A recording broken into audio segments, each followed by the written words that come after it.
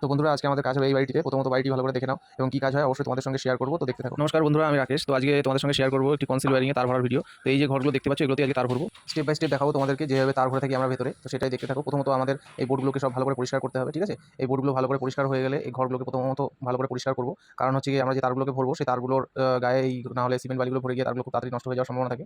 যার কারণে আমরা খুব ভালো করে এই বক্সগুলো পরিষ্কার করে ঘরটাকে ভালো করে ঝাড় দিয়ে পরিষ্কার করে তারপরে আমরা এর ভিতরে তারগুলোকে ভরবো। তো স্টেপ বাই স্টেপ তোমরা দেখতে থাকো।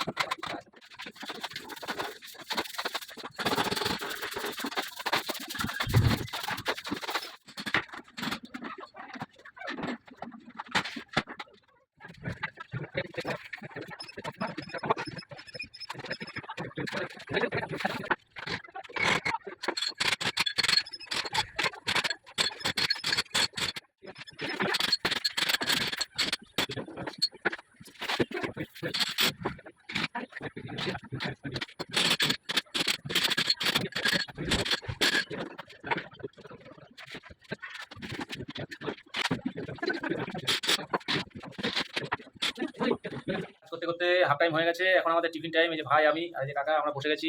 তো টিফিনে কি কি আছে সেটাও তোমাদের একটু দেখিয়ে দিই। এই হচ্ছে আমাদের আজকে টিফিন। এই রুটি আর একটু সবজি আর একটু ডিমের অমলেট, পেঁয়াজ, কাঁচা লঙ্কা। এই আজকে আমাদের দুপুরের টিফিন। তো এটাই খেয়ে আমরা আজকে আর কিছুক্ষণ কাজ করে তারপর কাজ সমাপ্ত করবো।